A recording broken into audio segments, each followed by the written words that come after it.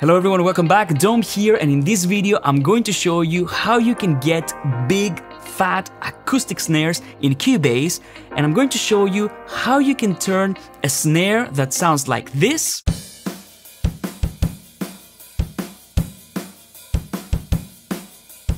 sound like this. Let's get started.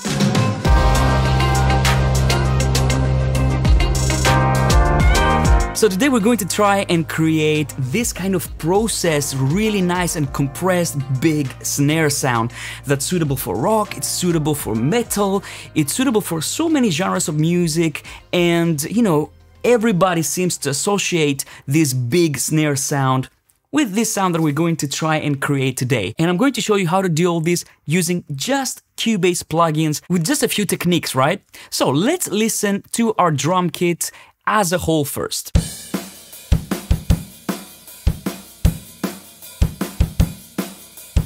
So it's a very nice natural sound, but maybe I want to get a little bit more aggressiveness. Maybe I want to get a bigger rock snare sound. So let's get started. I'm going to open my channel settings and I'm going to show you all the little things that I'm going to do in order to obtain this sound. The first thing I'm going to do is I'm going to use frequency 2, and I'm going to use frequency 2 at this stage to correct. So I'm going to make sure that I take away some resonances, some ringings that I don't like, because I'm going for a very kind of processed, compressed snare sound. And trust me, this will pay off later on. So let me show you what I've done here. I'm taking a little bit of the low end, as you can see, and I'm also removing some specific frequency areas. So let's listen first without.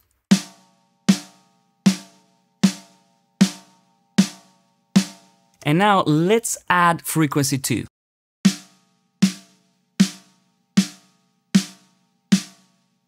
So what am I doing here? Let me isolate these frequencies and show you how they sound. So I'm going to turn on the auto listen and let's have a listen.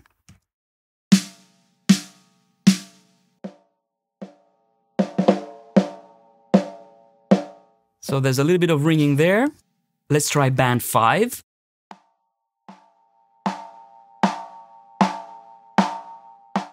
And with band 3, I'm removing some of the honkiness. Okay, let's have a listen.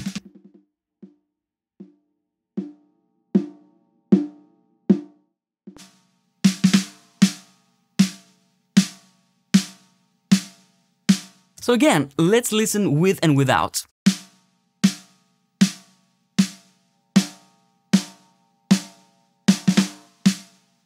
So I'm making the snare a little bit tighter by just taking away these resonances, right? And maybe for a jazz recording or maybe for like a folk track, maybe I would keep those there. But for this kind of sound that we're going for, we need to tame those, because this will not give us a good result in the end. And then when we also start adding compression and all these things, these frequencies are going to stick out. So we need to take care of these before we even start. Now let's move on to the next step, and the next step is compression, of course. And for this I'm using the vintage compressor, and I'm going to compress a lot, but I'm going to use this compressor as a parallel compressor. Let me show you. As you can see, what I've done here is I've added quite a bit of input, so I'm driving the compressor really hard, and I have a fast attack, but I'm letting a little bit of the transients go through. Very fast release, and a ratio of 20:1. But then what I'm doing is I'm mixing this with the original dry signal. So I'm getting the best of both worlds. I'm retaining a little bit of the dynamics, but I'm also compressing quite a lot so that I can get this big snare sound. Let's listen without it first, and I'm going to start introducing the compression.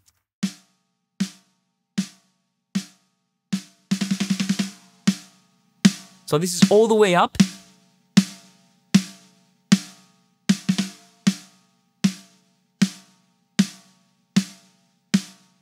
And then I'm going to blend 50% of it so that I can get this kind of nice compressed sound. Now, let's go to the next step. The next step is again a frequency EQ. And for this one, I'm not correcting so much. I'm going really drastic with this one, okay? Don't be afraid. It's gonna be fine. We want to get this really big snare sound, so we need to be a little bit more drastic this time, okay? So what am I doing here? I'm using frequency 2, and I'm adding quite a bit of low end with band number 1. But I'm using this as a low shelf filter with a little bit of Q. Why do I do this? Because this allows me to get this really nice scooped snare sound that's really suitable for rock and metals, okay? So this allows me to do this very, very easily. So let me show you how it sounds just with this band, okay?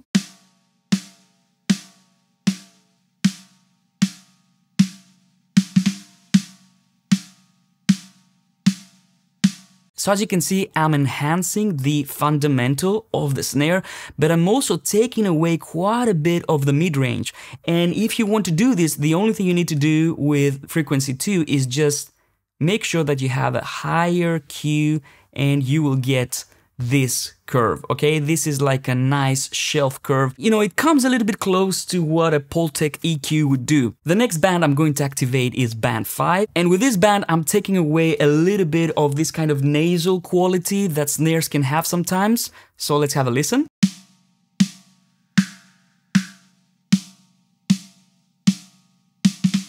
And then with band 6, I'm adding some top end.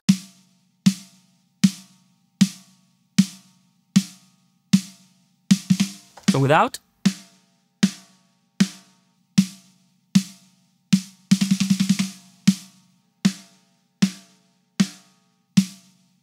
So it makes a big difference, and we actually want to change the tone of this snare in order to get this kind of processed rock sound. Now, the next plugin that I'm going to add in the chain is Magneto, and Magneto is a great plugin to add to drums in general because it adds this beautiful tape saturation. It kind of softens the transients in a very nice way, very similar to tape, so it will make the sound bigger. Let me show you.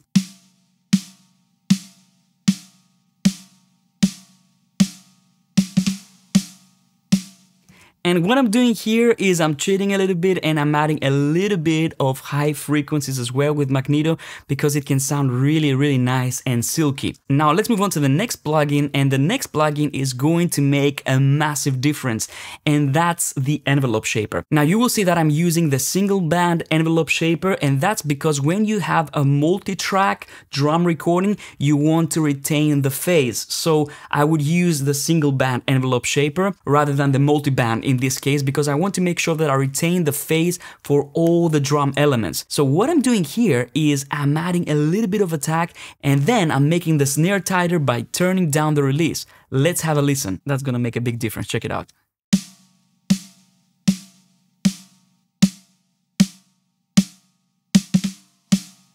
Hear that? And it also gets rid of this ringing that we have in the end, that we don't want this for this sound. I'm going to create the length in another way. I'm going to show you in a second. So at this stage, I'm going to listen and see what kind of sound I want to get. Let's have a listen.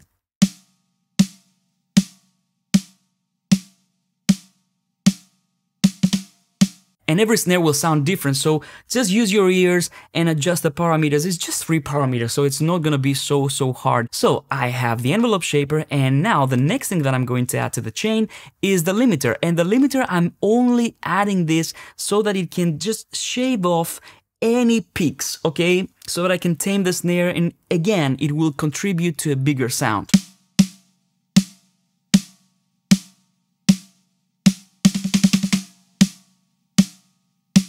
So it compresses around 3 dBs now. Perfect. And now I'm going to add a little bit more EQ on top with the channel EQ, just a little bit of a shelf EQ. And this might sound a little bit excessive, but don't forget, we're going for a really processed snare sound, and that's how you get the sound. So I'm going to add a little bit of high shelf EQ. Let's hear how that sounds.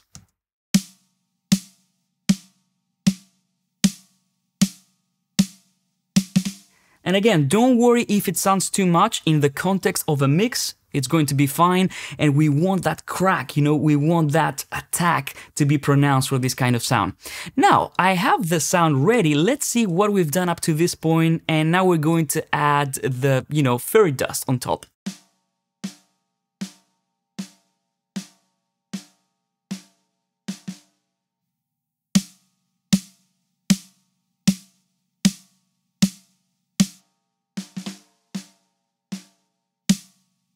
So it's a massive, massive difference. I mean, this sounds like a rock snare. This sounds like a snare that was recorded dry.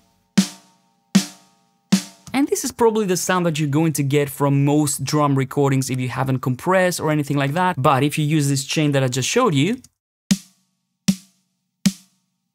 and of course you might want to tame a little bit of the low mids, that depends entirely on the snare, but listen in the context of your whole drum kit, okay? And of course your mix. So let's have a listen.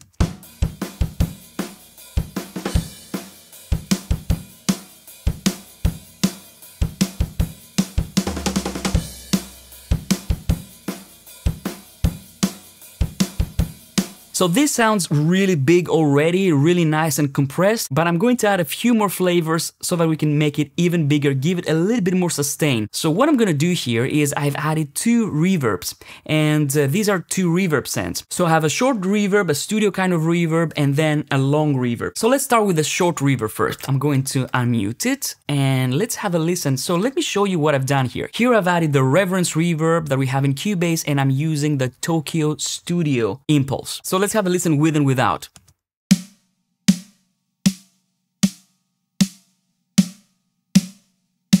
Hear that? It's subtle, but it makes a big difference when you perceive the sound. You know, you perceive a bigger snare when we add this reverb. And what I like to do sometimes is I like to go and EQ that reverb. And with REVerence, you can do this actually in the plugin. So all you need to do is activate this, you know, this EQ, and now I can start sculpting my reverb sound. Let's have a listen.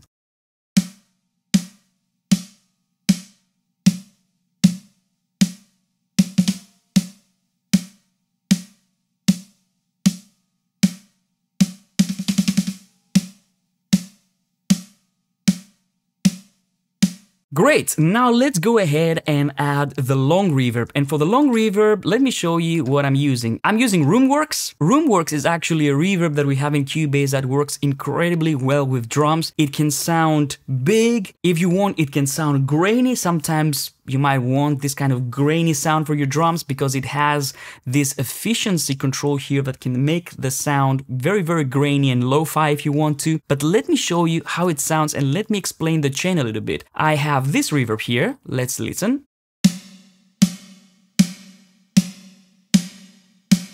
And this is fine, but I want to make it sound a little bit more like an extra layer of the snare. So in order to do this, what I'm doing is I'm adding a vintage compressor on top of it. So I'm compressing the reverb here, okay? That's why I'm using it as a send effect, by the way. So let's have a listen.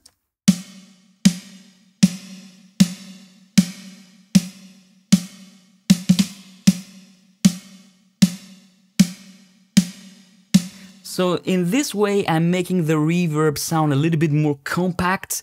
I'm giving it a little bit more sustain. And then what I'm doing is I'm adding a gate after this. So this way, I'm getting this gated reverb sound, but in this kind of scenario, this gives me a little bit more body for the snare. Let's have a listen.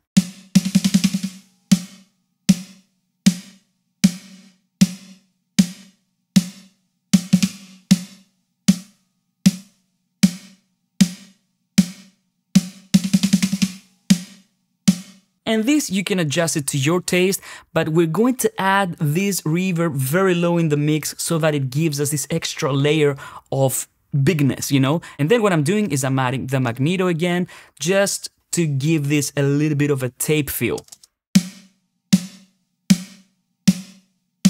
Since we've done everything, let's listen to the snare with and without all the processing that we've done. So I'm going to turn off the inserts, I'm going to turn off the sends and the EQ, and I'm going to add one by one.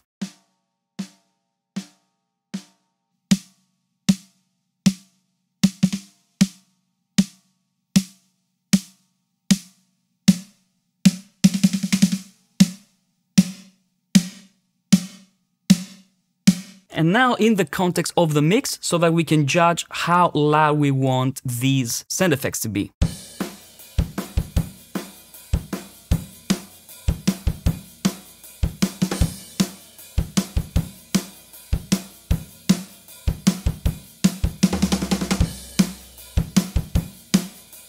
And see, when we played the reverbs in isolation, maybe they sounded a little bit too much, maybe they sounded a little bit like a reverb, but when you play this in the context of your entire drum kit, things completely change. Now, this just gives you the perception of bigness to the snare, it gives you a fatter sound, and now the great thing is that I can mix and blend those reverbs depending on what sound I want in each section of the song. So maybe in the verse that the drums are a little bit more exposed, maybe I want to turn down the long reverb, but maybe in the chorus that I want a bigger sound, you know, I can turn up the reverb. So let me mix those scents and let's hear how they sound.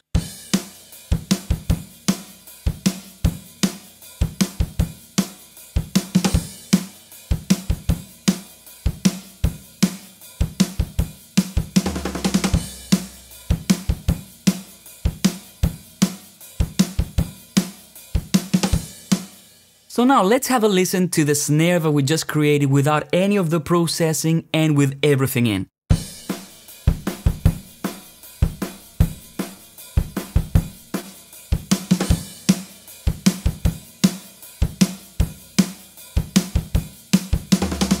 So there you go, my friends, this is how you can create a big fat snare sound, great for rock, great for metal, great for layering, and we did all this using the plugins that we have in Cubase. So I just showed you the techniques here, but of course depending on the snare that you have or depending on the sound that you want, you can modify this and get your own sound. So I hope you enjoyed this video, I hope you can create some amazing snares now, and I'll see you on the next one. Bye bye.